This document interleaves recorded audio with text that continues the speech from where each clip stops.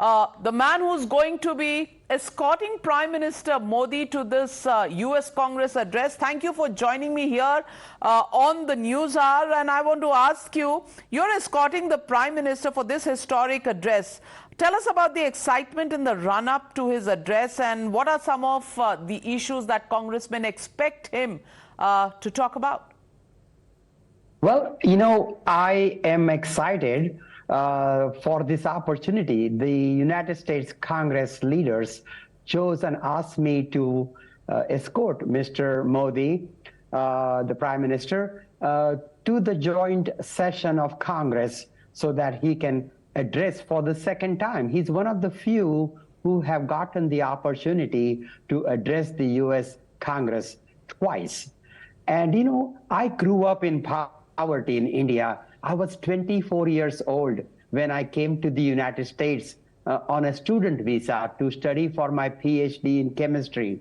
And coming to America helped my family in India to survive and their struggles. So this is an amazing moment for me, from growing up in Belagavi, Karnataka, to here in the United States as a United States congressman representing Detroit and Michigan, state of Michigan, and be able to introduce and escort this Prime Minister to the Chamber of United States Congress. I expect a lot from the Prime Minister. I expect he talks about strong U.S. and India relationship. I also expect him to talk about the aggression of China and how together United States and India can deal with and address the issues of atrocities committed by the Chinese government. Well, let me also ask you, you've been in the United States since 1979, and you must have seen so many Indian prime ministers visiting the United States. What do you think is different about Prime Minister Modi? Well, a lot has changed in this time. The non-alignment policy that started in 1947 under Prime Minister Nehru, Prime Minister Indira Gandhi, and has continued on. But, we don't have two superpowers anymore. India always danced between Soviet Union and United States. Now we've seen Soviet Union, or Russia rather, attack a sovereign country like Ukraine. It's run by a dictator. At the same time, countries like China are getting closer to Russia and colluding. So this is a totally different world environment from those days when India practiced non-alignment. And it is important for us now to look at it, a future, a vision that India, and I think Modi is Prime Minister Modi ji is quite capable of having that vision, a long-term vision of how we are going to work together, because India, 5th largest economy, soon to be 3rd largest economy, there is so much we can do together. India could be a manufacturing center and challenge China on that role. There is just so much can be done, but the basis of all that is a very trusting relationship, a relationship of friendship, a relationship of two strong allies. And I don't think we have yet achieved that. And I'm looking forward in this great historic visit of Indian Prime Minister Narendra Modi to... Some congressmen are saying they're going to boycott this address. How do you see that, very briefly? Well, we got to look at a bigger picture. This is about economy. This is about economy of the two countries. Look, no country is perfect. I'm not saying India is perfect. India needs to work on its human rights issues. India needs to work on its, secular issues. But so is America. So is other countries. There is, no country, no democracy is perfect. But let us focus on the greater good this relationship can bring. Well said, Shri Thanedar. Thank you very much for joining me on the News Hour tonight. And all the very best. When the cameras are trained on you, we'll be spotting you there that this was the man who spoke to us before he went to accompany the Prime Minister to the Congress.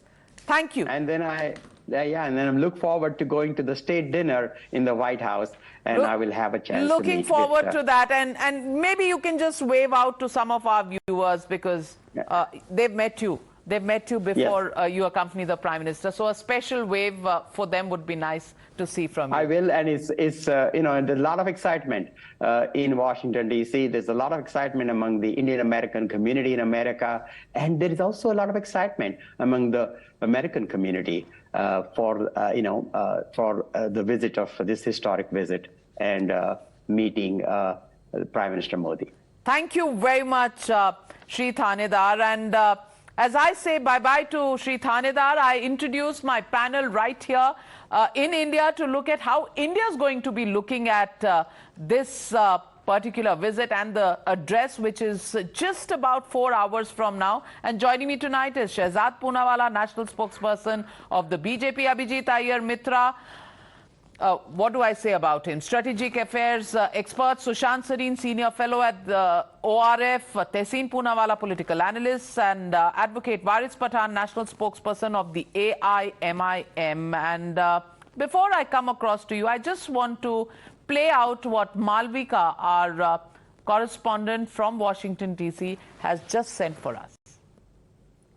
Well, I'm standing right inside the White House press briefing room where President Biden and Prime Minister Modi will soon be addressing the media. Right now, the bilateral meetings are underway, and the restricted delegation from the U.S. side includes Anthony Blinken, Secretary of State, Jake Sullivan, the Assistant to the President for National Security Affairs, and Eric Garcetti, the Ambassador of U.S. to India. From the Indian, the restricted delegation includes Dr. Jaishankar, the External Affairs Minister, Ajit Doval, the National Security Advisor, and Vinay Mohan, the Foreign Secretary of India. So it appears from the restricted delegation that is present inside participating in the bilateral meetings with Prime Minister Modi and President Biden that issues of national security are being discussed. It remains to be seen what concrete announcements will be made, but some significant announcements related to defense cooperation in artificial intelligence are likely to be made. And we will be hearing from the Prime Minister of India and the President of the United States right here inside at this press briefing room where I am right now. Well, there's euphoria in the United States. Do you share that, Tehseen Poonawalla? There is euphoria in the United States of America. There's euphoria in India. And while I oppose the BJP, I wish my Prime Minister the best, because then his success is India's success. But look, as your earlier guest said, we now don't live in a world where we have two superpowers. We have an emerging, attempting to be superpower, China, which isn't yet there. And in a unipolar world, we have the United States, which still continues to be dominant in the world. And India is in the right frame. However, there are certain issues that India will need to address to be a very, very, very serious punch above its weight on global affairs. And some of those weights, India does not punch above it. For example, in the earlier debate, Sushantji was asking me where the F-16 for Pakistan are being upgraded. Not only are they being upgraded, $450 million have been sanctioned by the U.S. State Committee. Again, there is the Russia-China nexus that is happening with Pakistan, and we haven't got the exception to buying the Russian oil as we had with Iran, because Russia's come and said, look, we don't know what to do with your rupees, and Pakistan's buying Russian oil in Chinese currency, something India cannot do, and rightfully it can't do. We also have India's regional ambitions clashing with China's global ambition. Quad is not a military solution. America said that correctly, and our next battles will be in the Indian Ocean and South Pacific Sea. So India does have a lot of challenges. We do share common values with America. We share common values, we share democracy, but India will have to do a lot more and extract a lot more from America. India at this moment is a partner of America. It is an equal partner of America, but it needs to punch way more about its weight. But I am with my Prime Minister and I wish him the best. Shehzad Poonawalla. Navika, today is India's moment. Today is Bharat's story, and that Bharat story is encapsulated by this picture, where you can see Prime Minister Modi 30 years ago standing outside the gates of White House, and today he was at the terrace. This is not just the journey of Narendra Modi, it is actually the journey of the relationship between the two most significant democracies in the world, enjoying the most transformational moment in perhaps the next century that will redefine global order. And let me tell you what this picture actually explains if the camera person zooms. This is not just the personal journey of Narendra Modi Modi going from the gates to the terrace of White House. Are on the screen. Well, you know what this represents? It represents the going of this relationship from 2G to 5G. Of course, there were relationships before. It was government to government, it was market to market, it was buyer to seller. But today it is leader to leader, people to people, diaspora to dosti, transformation of the relationship from trade to technology, because it's founded on trust. And that's when you trust your ally, you transfer the GE technology of jet engines. When you trust your ally, you give them the Predator drones. When you trust your ally, it goes from economy to strategy, where we are now going into Indo-Pacific and partnering with America, whether it's the Quad or other formations. And Russia remains our conventional ally, but America becomes our strategic ally. So we do the fine balancing act. Tehseen Poonawalla conveniently forgets that we are purchasing the S-400 system and we are not part of CATSA. Tehseen Poonawalla conveniently forgets that America has granted a large number of exemptions, even the exemptions that are granted where we are buying oil from Russia, and that buying of oil from Russia is not only keeping our inflation under check, but in fact it has helped the entire global order, and it has been printed in the Nikkei publication. There's an article to that effect as to how the entire world benefited from us purchasing the oil from Russia. But that is not the point. The point today that I'm trying to make is only this, that today India has achieved this position because our economic strength has gone from 10th to 5th position. Today we are the fastest growing economy in the world. Look at the world powers right from historic ages, from the Roman Empire to the Americans to the Chinese. One may have been an economic power, one may have been a military power, but India in the Azadi ke Amrit Mahotsav ka pehla varsh is not only an economic power, we are not only a diplomatic power where both sides are quoting us, we are not only a rising military power, but we are a cultural power. And that's when in the gates and the gardens of United Nations, we have 180 nations doing asan before us. So from cultural power, economic power, military power to diplomatic power, if Tehseen can't see this, I'll tell you why Tehseen can't see this. Last one line. I'll tell you one last line why Tehseen can't see this.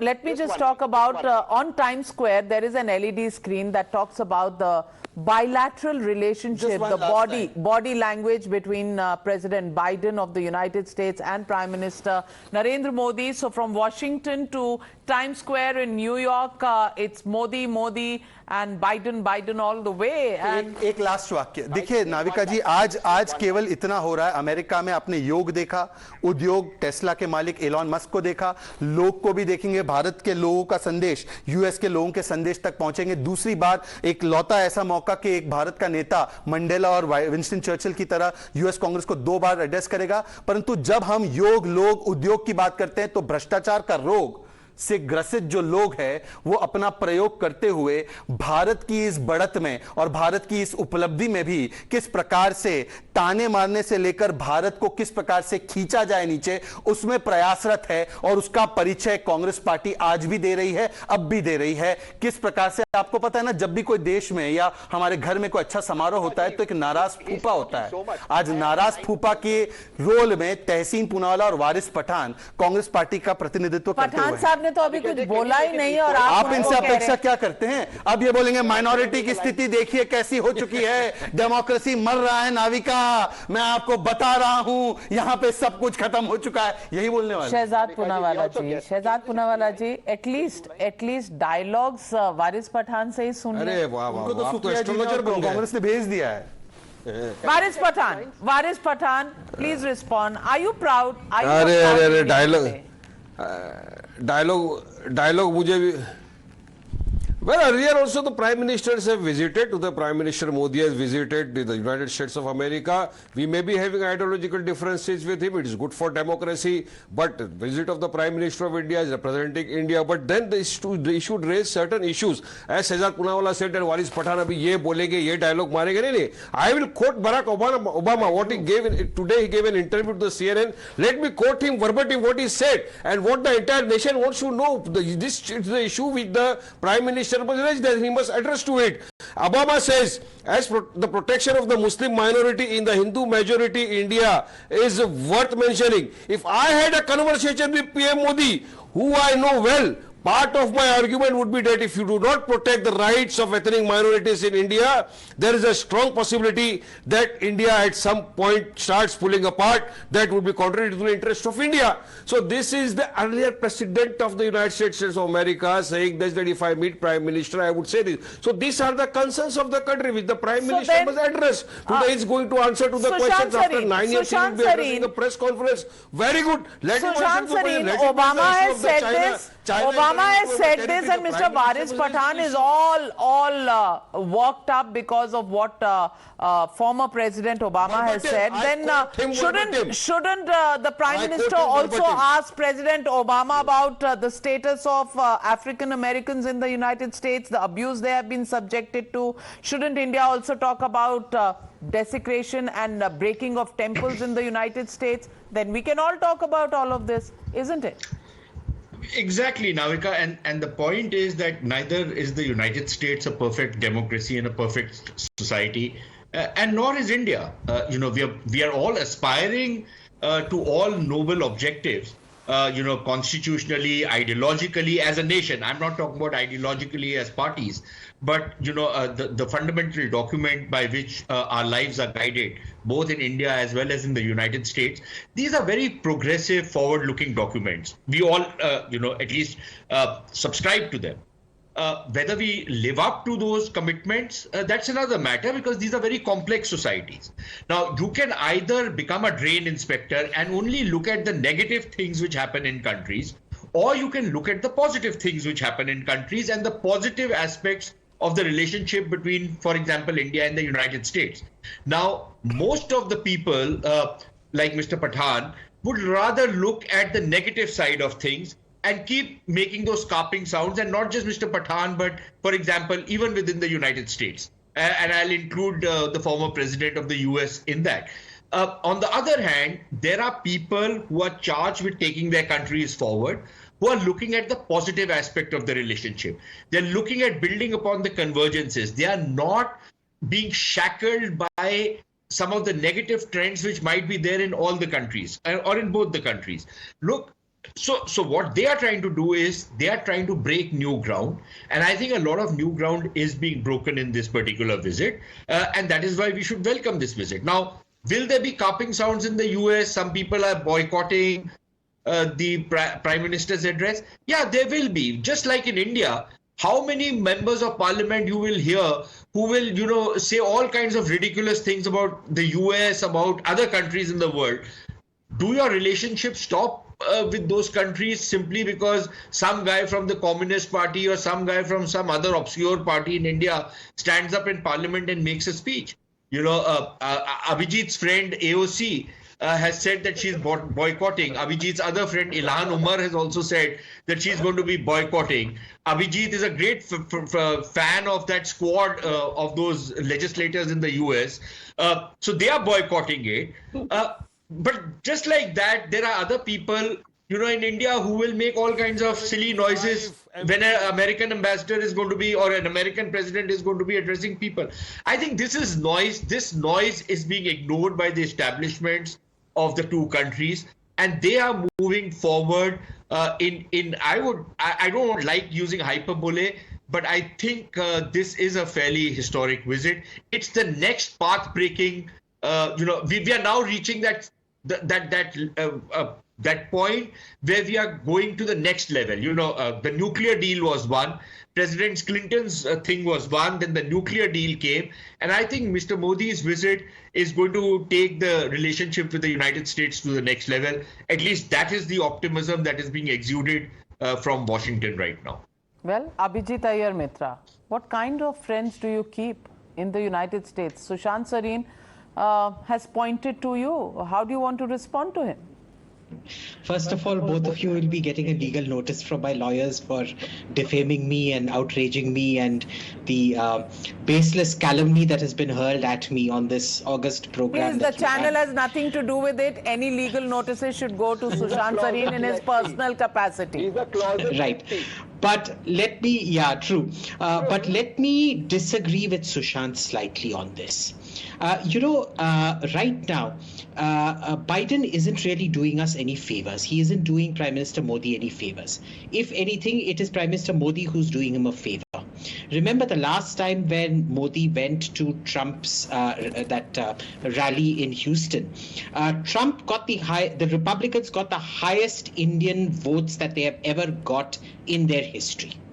Right. So Modi can swing votes in America, and we really don't know how the 2024 election is going to play out in America, where Indian votes may or may not be crucial. And I think Biden is covering his bases. As for the landmarkness of this particular visit, I have heard a lot of sources come and say a lot of things about engine technology transfer, but I have not seen any official confirmation of the same. So, being a realist, I would much rather sit by and wait and see when the official statements on the crystal blade. The crystal blade is the main technology in that engine that we're after. Till I hear official confirmation of its transfer, I am not going to label this a particularly landmark visit. Number three, understand it is not just irrelevant clowns like Ilhan Omar and Jaipal and Rashida Tlaib. I would remind you that Rashida Tlaib's grandmother is on record. There is a video of her on Twitter saying, "I wish all Jews dead, all Jew women and children die," and God knows what not horrible things about Jewish people that this lady has said. This lady has absolutely no locus standi to talk about tolerance or respect or anything like that. Or Ilhan Omar, who dances to a Muslim Brotherhood tune and cavorts with people like Erdogan, who is the official sponsor of ISIS and other things in Syria, other nasty things in Syria. So let's leave that aside. I agree with Sushant. The problem has been, there have been instruments of the American state that have been undermining India. You've seen this Ambassador Rashad, whatever, the Ambassador of International Religious Freedoms, who said, India, there's a genocide coming or God knows what. And it was Antony Blinken, the Secretary of State, who was standing by him when he released that report. How often have you seen the Twitter handle of the U.S. Embassy in India promote certain Naxal journalists and certain Naxal outlets? This is a real problem. There is a systemic problem, because what we've seen with Biden is too old. He's clearly degenerative in some form or the other. He is not in control of the White House. From everything we hear about the White House, there are several different silos operating in the White House. Which part of the American establishment do you represent? I don't know. Sushant Sareen alluded to a few, but Shehzad Poonawala wants to counter. But let me just take Abhijit's comments in a more positive light. Abhijit is basically alluding to that a time in an Indian administration, people used to complain about a foreign hand, and today we are in a position, because of the strength of our diaspora, to control or to say what can happen in a potential US election. So that itself shows a huge transformation. Having said that, look, Abhijit, today there is a consensus that is built amongst the elites of America, and I don't mean the elites only by class or by economic or income parameters, but I mean the intellectual and strategic elite in America, whether it's a Trump administration or Biden administration, and both could kill each other in a war, but both of them know that we have to pursue a set of relationships and interests with India, and that is the consensus that has shifted. There is now no element of doubt in what kind of relationship they want to pursue with India, whether it's the Republicans or the Democrats. Point number one. Point number two, coming back to Obama, I am touched that Waris Pathan today is quoting Obama, the same Obama who didn't shut down Guantanamo, the same Obama who increased the drone strikes in Afghanistan by 10x compared to George W. Bush, the same Obama who pursued a lot of policies which Mr. MIM and his party would not agree with, the same Obama under whom race relations degenerated, and the same Obama who in a book, by the way, wrote about Mr. Rahul Gandhi in Promised Land that he was eager to impress but lacked the depth and aptitude. So if Obama is the gospel for you, Mr. Waris Pathan, so be it, but I would only say, if I got a chance to meet President Barack Hussein Obama, that he should consult Kirby, and that's what I would even tell Abhijit Iyer Mitra, that when a John Kirby stands up and says democracy is alive and kicking, I think that represents what the American and their entire society is right now thinking. There might be different voices. It's a democracy. It's bound to happen. Democracy in India allows voices to proliferate about America too. So I think that is there. But beyond the noise is the thinking, and that thinking Waris is clear. Pathan first, and then I'm coming to Tehseen. 30 seconds each. Waris Pathan. Quickly, Navika, just one quick point. Well, just Sushant Sareen. You're allowed to have different voices. Yeah, Navika, Sushant Sareen and Abhijit said that there are 2-3 people like Ilhan Omar and the others who are trying to see to it that no, we will boycott and it. No, there are 75 MPs have written a letter to the President Biden that they will be boycotting it. They are from the Senate and the Congress, U.S. Parliament. Now what do you have to say about them? All these people are just like Ilan Umar and everybody. How many They are total boycotting it. number of See, MPs are there in the question United is States before Congress, the nation, senators before and How the other many representatives? members? Yes, Why how many that is members? happened? Sushant No, Sareen is why answering are you. they- won't know the why they figure. are boycotting? Sushant Sareen I is want to answering ask you. Mr. What have Pathan. to do with Afghanistan? I- You asked a question, you're getting Okay, an Mr. answer. Pathan, don't get your nickels in a Why is twist. 75? Just listen. Why 75? One second, one second. They've signed a letter. Signed it. Okay, yaar, Just fine. when- We've heard you. We've heard you. In New York Mr. Pathan, if you say that 10 times, it does not make that 75, 750. It still remains 75. Mr. Biden Now, here is Prime Minister. your question. When the Americans invaded Iraq, do you remember what happened in the Indian Parliament? There was a huge uproar by the so-called secular parties. They all wanted to pass a what? What was it called? Ninda Prastav? What was that? Now, supposing you're talking about India and how India is looking at the US, and somebody says that, look, there was this huge uproar in the Indian Parliament over this particular issue. How does that make a difference? Neither these 75 MPs, the American MPs who have written to the president, some of them are boycotting, most of them are attending.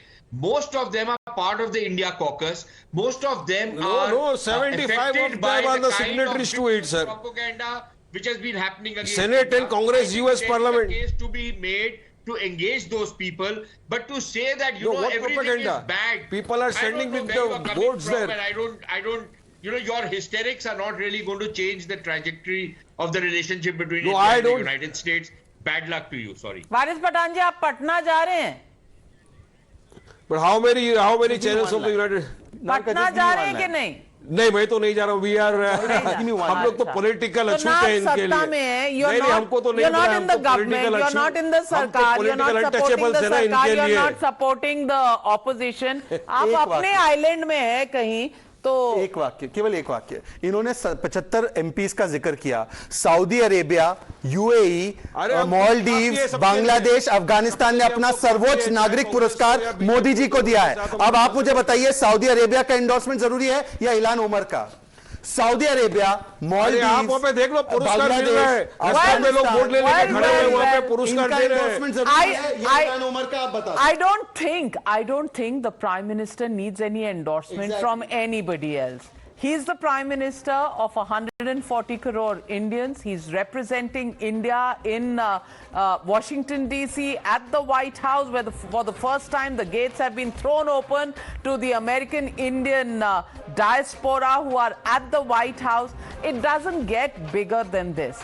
And this is just the beginning, because the bilateral is going on, the expanded bilateral will happen, and then, ladies and gentlemen, in just about 3.5 hours from now, we will have the Prime Minister's address to the joint session of the United States Congress. And if I know you, you'd do well to keep your television sets on and your channel tuned to Times Now, because we're going to stay live all night tonight, and we'll bring to you straight from the United States, from Washington, D.C., the Prime Minister's address. And before that, of course, we'll bring you what exactly is happening inside, who's saying what, exclusive information, the inside stories. And we'll be sitting here all night after that address, and we'll bring to you what are the takeaways and what India should be celebrating tonight and for many weeks and months to come. So stay tuned to Times Now, and for now, I'll take your leave. Thank you very much for joining me on the News Hour at 9.